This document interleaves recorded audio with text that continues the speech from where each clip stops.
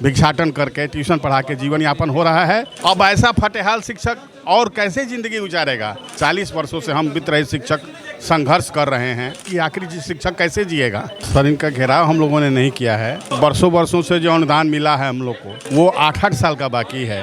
हम लोग on road हो गए हैं सर। हम लोग 28 तारीख से ऑन रोड पटना में रह रहे हैं, भूखे प्यासे जी।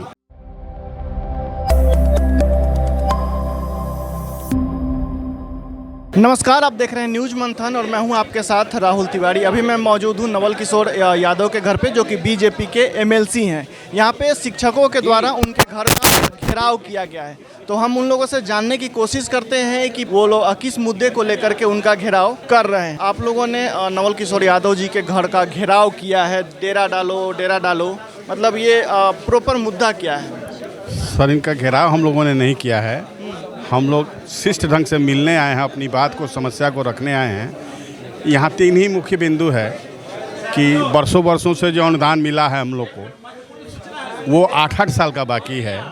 उसका एक मुश्त भुगतान हमारे खाते में किया जाए और कोई निश्चित वेतनमान दिया जाए। 40 वर्षों से हम वित्त रहित शिक्षक संघर्ष कर रहे हैं और इसका अब फल मिलना चाहिए।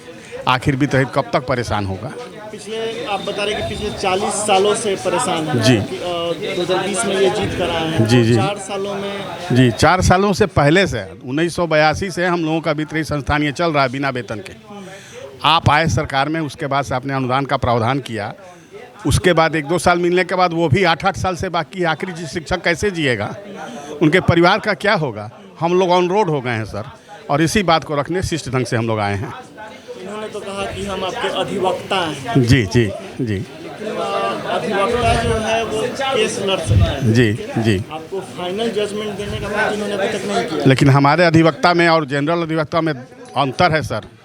ये हमारे माने हुए अधिवक्ता हैं और कई वर्षों से हमारी साथ लड़ाई लड़ रहे हैं, और पूरा विश्वास है कि हम लोग को जजमेंट दिलाकर ही रहेंगे। पूरा विश्वास है कि एकदम 100%। यहाँ कल जो मीटिंग होने वाली है उसमें क्या कुछ तय करना है? उसमें हम लोग को कुछ तय नहीं करना है, एमएलसी लोगों को तय करना है। हम लोग 28 तारीख से ऑन रोड पटना में रह रहे हैं, भूखे प्यासे जी। अब पिछले 5 दिनों से आप यहाँ जी लगातार हम लोग रह रहे हैं, और 5 तारीख तक ही नहीं, जब तक हम लोगों का नहीं मान लिया जाता है तब तक हम लोग रहेंगे, चाहे जितना समय लग जाए। भिक्षाटन करके ट्यूशन पढ़ा के जीवन यापन हो रहा है।